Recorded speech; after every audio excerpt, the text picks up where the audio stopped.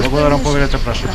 Господине Шилегов, дали на маса на преговорите и формирањето на специјално оделение во кривичниот суд, бидејќи има некои информации дека се разговара и за формирање на едно вакво оделение каде што би се работеле случаите кои ги иницира специјалното јавно тужителство? Мислам дека одговоривме во текот на минатата недела кога се актуализира тоа прашање.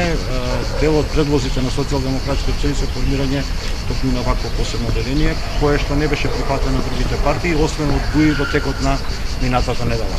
Она што ВМРО-ДПМН не може да го сфати е дека со носењето на скандалозни, криминогени и криминални одлуки на судството кое што го брани ова злосторниско здружување, всушност се зголема потребата од формирање на такво посебно оделение. Со кои позиции ќе настапите на денешната средба? После средбата ќе бидат искажани позициите. За нас се знае и меѓународната заедница всушност во текот на овој викенд директно со прст покажа кон главниот виновник за креирање и се уште постоење на политичката криза во Република Македонија. Тоа е владата, односно владеачката коалиција помеѓу ВМРО, ДПМН и ДУИ. Да напоменам дека кратењето на европските фондови и санкциите е победено токму заради немањето на волја и неспроведувањето на потребни реформи, како што беше кажано во извештајето од Европската комисија. Господине Шилегов, се случуваат сериозни дипломатски посети, да речеме и од највисок вид, мада гостојата Нулан доаѓа во регионална посета, не е, да речем, насочена само кон Скопје, низината посета, туку и кон регионот.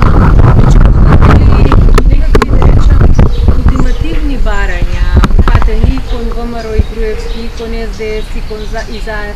Затоа што очигледно е дека земјата се мачи повеќе од една година во политичка криза. А еве и летото почна. Потребата од воведување на владење на правото, владење на ред и поредок, департизирање на македонските институции и повторно владење на демократските вредности во нашата држава е потреба пред се на граѓаните на Република Македонија и на нашата држава. Тоа е интересот и на Социјалдемократскиот сојуз. Република Македонија конечно да стане земја со европски цивилизирани вредности од 21 век. Обидот на Никола Груевски да го пролонгира воведувањето на ваков ред не е ништо друго туку обид да се спаси себе си и таа криминална банда околу него од носење на одговорност за делата кои што ги имаат очигледно направено во текот на нивното владење.